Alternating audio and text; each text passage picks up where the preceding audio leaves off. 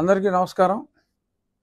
ఈరోజు నేను ఒక వార్త చూసి ఆ వార్తపై స్పందించాలని చెప్పి నేను ఇలాగ ప్రజల ముందుకి వచ్చా. అదేమిటంటే మాజీ ముఖ్యమంత్రి జగన్మోహన్ రెడ్డి గారు ఒక అద్భుతమైన పదాలు కొన్ని చెప్పారు. అదేంటంటే మనిషిని జైల్లో పెట్టడం అంటే పరువు తీయటమే, దెబ్బ కొట్టినోడికి నొప్పి తెలిసేలా చేసేందుకే యాప్ వైకాపా న్యాయ విభాగం ప్రతినిధుల సభలో జగన్. సో ఇక్కడ మరి ప్రతిష్ట తీసేందుకే, నా పరువు తీసేందుకే మరప్పుడు జగన్మోహన్ రెడ్డి గారు నా మీద రాజద్రోహం కేసు పెట్టి నన్ను హఠాత్తుగా ఇప్పుడు ఏ నోటీసులు ఇవ్వకుండా ఎలా తీసుకొస్తారని చాలా చాలా చాలా విపరీతంగా బాధపడుతున్నారు. రోజు ఆయన విచార వదనం చూడలేక పాపం చాలా ఆయన అభిమానులు, ఆయన అభిమానించిన వారు కూడా అది చూసినప్పుడు చాలా మరి అదొక రకమైన భావానికి లోనవుతున్నారు. చాలా అతిగా మరి ఆయన బాధపడుతున్నారు. మరి నన్ను ఏ రాజద్రోహం చేశానని చెప్పి అప్పుడు అరెస్ట్ చేసి, సరే ఇప్పుడైతే ఎవరైనా తప్పులు చేసిన వాళ్ళని సరే నోటీసులు అన్నీ ఇచ్చి వాళ్ళు సుప్రీంకోర్టుకి వెళ్ళేదాకా అవకాశాలు కూడా ఇచ్చి ఆ పెదపే మరి అరెస్ట్ చేసి కూడా సకల రాజభోగాలు మరి వాళ్ళు తెచ్చుకుంటున్నారు, మరి జరుగుతున్నాయి. మరి నాకు ఏ నోటీసు ఇవ్వకుండా రాజద్రోహం కేసు పెట్టి చంపేయమన్న చెప్పి చితక్కొట్టి కాలు వాచిపోయేలాగా మరి చావగొట్టి మరి అక్కడితో ఆక్క మళ్ళీ కొత్త కేసులతో అరెస్ట్ చేయాలని చెప్పి నా మిలిటరీ హాస్పిటల్ చుట్టూ అప్పటి నీ పోలీసు మోకల్ని కాపలా పెట్టి మరి అన్నీ చేసి ఇప్పుడు ఏమిటి ఈ నిర్వేదం ఇలా చేస్తున్నారు? చాలా తప్పు చేస్తున్నావు చంద్రబాబు. ఏమిటిది?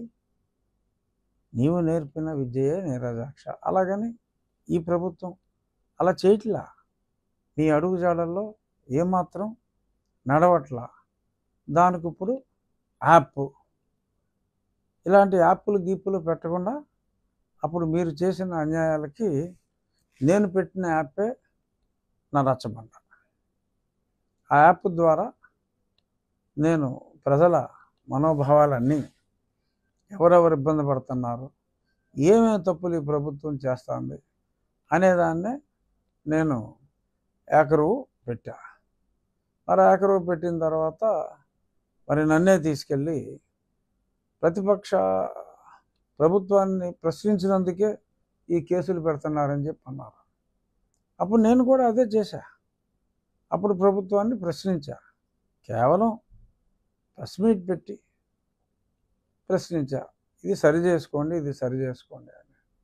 మరి ప్రశ్నించినందుకు మీరు అంత చేశారు. ఈ వార్త చదివి నేను స్పందించడం నా బాధ్యతగా భావించి నేను మాట్లాడుతున్నా. ఎందుకంటే నేను రాజకీయాలు మాట్లాడటం మానేశాను. నా పదవిలో, ఈ రాజ్యాంగబద్ధ పదవిలో రాజకీయం నేను మాట్లాడకూడదు కాబట్టి నేను సంయమనంతోనే ఉన్నా. కానీ దెయ్యాలు వేదాలు వల్లించినట్టుగా, అంటే జగన్మోహన్ రెడ్డి గారు మీలో నిజంగా మార్పు వచ్చి ఇలా జరిగితే చెప్పండి. అప్పట్లో నేను రఘురామకృష్ణరాజుని మరి అరెస్ట్ చేసి మరి ఇలాగా కొట్టించడం, సరే అది మీరు ఒప్పుకోలేరు కనుక అలాగా మరి అలా చేయటం, అప్పటి పోలీసు వారు అలా చేయటం చాలా తప్పు అని మీరు ఒక మాట చెప్తే బాగుంటుందేమో ఆలోచించండి జగన్మోహన్ రెడ్డి గారు. అది మాట్లాడకుండా ఏదో రొటీన్ డైలాగులు వల్లవేస్తూ దెయ్యాలు వేదాలు వల్లించినట్టు అలా చేస్తున్నారు, ఇలా చేస్తున్నారు, అన్యాయం చేస్తున్నారు. నిజంగా మీరు నాకు చేసినట్టే ఈ ప్రభుత్వం చేస్తే అసలు బయట ఎవరో ఉండేవారు కాదు. అసలు ఎంతమందిని అరెస్ట్ చేశారు? అతి తక్కువ మందిని, వేల మీద లెక్క పెట్టేవారు. మద్యం స్కామ్లో పీకల్లోతు మునిగిపోయిన వాళ్ళని. సరే, మీరు ఏదైనా సమర్థించుకోవచ్చు. అతను వేరే వాళ్ళతోటి ఎక్కడ చూసినా ఈరోజు ఎవరు సెల్ఫీ అడిగినా సరే సెల్ఫీ ఇస్తున్నారు రోజు. మరి నాతోనే దగ్గర దగ్గర 200 నుంచి 300 మంది ఫోటోలు దిగుతున్నారు నేను నియోజకవర్గంలో తిరిగేటప్పుడు. అందులో ఎవరైనా బ్యాడ్ పీపుల్ ఉంటే ఉండొచ్చు. మీరు దాన్ని మీ పేపర్లో ఫోటోలు వేసుకుని ఈ రకంగా నిందించటం, నింద గురించి మళ్ళీ చెప్పినట్టు నేను మాట్లాడవలసిన అవసరం లేదు. కానీ నన్ను ఏ రకంగా హింసించారు అనేది గుర్తు చేయాలని మీడియా ద్వారా అప్పటి ముఖ్యమంత్రికి తెలియచేయాలని, you please express your sorry for what all has happened during your tenure, especially for me mister Jaganmohan Reddy. ఒప్పుకోండి, తప్పు ఒప్పుకోండి. ఏమో అప్పుడు ప్రజలు క్షమిస్తారేమో. కానీ ఎలా మీరు చేసేదంతా చేసేసి ఇప్పుడు ఇలా నంగనాచి కౌరులు చెప్పడం కరెక్ట్ కాదు. సరే, ఎలాగో మీడియా ముందుకు వచ్చాను కాబట్టి ఇచ్చిన హామీల గురించి ప్రభుత్వం, నేను పార్టీల గురించి మాట్లాడతల్లా, ప్రభుత్వం ఇలా ఉచిత బస్సు ఇస్తూ ఉన్నారు. ఆగస్టు 15 నుంచి మొదలు పెడుతున్నారు. అలాగే తల్లికి వందనం అన్నారు, ఆల్రెడీ స్టార్ట్ అయిపోయింది. అలాగే అన్నదాత సుఖీభావ అన్నారు, ఆల్రెడీ ప్రారంభమైంది. సో చెప్పింది ఏమి చేయట్లేదు అనే మాట, ఈ ప్రభుత్వం చేయట్లేదు అనే మాట అది కరెక్ట్ కాదు అని ప్రజలందరూ రియలైజ్ అయ్యారు. కాబట్టి దాన్ని పదే పదే అదే పనిగా మాట్లాడటం సమంజసం కాదేమో, ఆలోచించండి అని మటుకు చెప్తున్నా. ఇక నా నియోజకవర్గం విషయం గురించి లైట్గా స్పృశిస్తా. నా నియోజకవర్గంలో నిధుల కొరత ఉన్నప్పటికీ దయాద్ర హృదయాలైన ప్రజలు కాస్త అధిక సంఖ్యలో ఉండబట్టి తాగునీరుకు కానీ సాగునీరుకు కానీ పాఠశాలల అభ్యున్నతికి కావలసిన క్లాస్ రూముల విషయంలో కానీ ప్లే గ్రౌండ్స్ విషయంలో కానీ ఎందులో కూడా ఎటువంటి కొరత లేకుండా పబ్లిక్ పార్టిసిపేషన్తో ఈవెన్ రాష్ట్రంలోనే ప్రప్రథమంగా నా నియోజకవర్గం మొత్తం ఒక ఓన్ ఆప్టిక్ ఫైబర్ నెట్వర్క్ వేసి మరి 500 పైగా కెమెరాస్తో ప్రతి నూక్ అండ్ కార్నర్ కవర్ చేస్తూ లైవ్ చూసే విధానం, ఒక సర్కిల్ ఆఫీసులో ప్రతి కెమెరా కూడా లైవ్ చూసే విధంగా, అలాగే జియో ఫెన్సింగ్ కూడా సాఫ్ట్వేర్లో ఇంక్లూడ్ చేసి ఎవరైనా ఒక నోన్ క్రిమినల్ ఉంటే మా ఉండి నియోజకవర్గంలోకి వస్తే మరి అతను ఎవ్రీ సింగిల్ మూమెంట్ కూడా ఎక్కడెక్కడ మూవ్ అయ్యాడు, ఆడ మా ఏరియాలోకి ఎంటర్ అయ్యాడంటే క్రిమినల్ మాకు అలర్ట్ వచ్చేసే విధంగా అధునాతన ఈ కంట్రోలింగ్ వ్యవస్థ త్రూ డిజిటలైజేషన్ అది కూడా పూర్తిగా సంపూర్ణంగా మా దగ్గర ఉన్న పారిశ్రామికవేత్తలు, ప్రజలు, మా ఉండి ఇన్ఫ్రాస్ట్రక్చర్ ఫండ్ ద్వారా చేస్తున్నాం.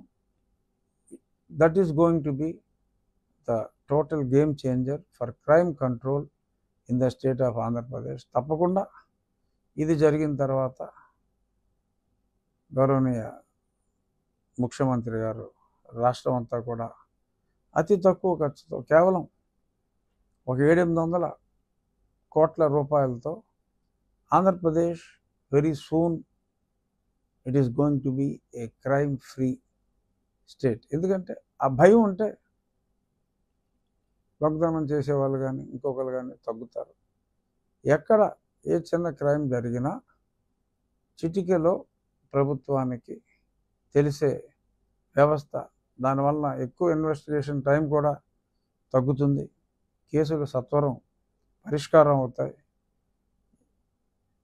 సబ్సిడీలు ఇవన్నీ ఒకటి, but law and order is the most important for any government and it's governance. So దానికి కూడా ఒక మోడల్గా మా నియోజకవర్గంలో చేస్తున్నాం. ఎవరైనా ఇంట్రెస్ట్ ఉంటే ఒకసారి మా నియోజకవర్గంలో జరిగిన అభివృద్ధిని చూడమని ఈ సందర్భంగా మీడియా మిత్రులకు కూడా నా ఆహ్వానాన్ని అందిస్తున్నాను. ఇదంతా P4 అంటే మేము కొంచెం ముందే ఆ నియోజకవర్గంలో స్టార్ట్ చేశాను. Individual welfare is one aspect. నేను మా నియోజకవర్గంలో పబ్లిక్ ద్వారా పబ్లిక్ ఎమ్యూనిటీస్ని మెరుగుపరుచుకునే విధంగా, అది కూడా P4లో భాగమే, మెరుగుపరిచే విధంగా చక్కటి కార్యక్రమాలు మేము చేస్తున్నాం. సో ఇంట్రెస్ట్ ఉన్న మీడియా మిత్రులు ఇంకెవరైనా కానీ మా నియోజకవర్గంలో జరుగుతున్న అభివృద్ధిని చూడమని ఈ సందర్భంగా మీడియా ద్వారా అందరికీ తెలియజేస్తూ, ముగించే ముందు మరొక్కసారి జగన్మోహన్ రెడ్డి గారు ఆత్మ పరిశీలన చేసుకోండి. నన్నెందుకు జైల్లో పెట్టారు, నన్నెందుకు హింసించారు, నన్నెందుకు తిరిగి మళ్ళీ అరెస్ట్ చేయడం కోసం మిలిటరీ హాస్పిటల్ బయట పోలీస్ కాపలా పెట్టి తీసుకెళ్లాలనుకున్నారు. ఇవాళ మీ పేపర్ స్టేట్మెంట్ చూస్తే ఆ ఇన్సిడెంట్ అంతా నా కళ్ళకు కట్టినట్టు కనపడి ఇది మాట్లాడవలసి వచ్చిందని చెప్పి తెలియచేస్తూ జై హింద్.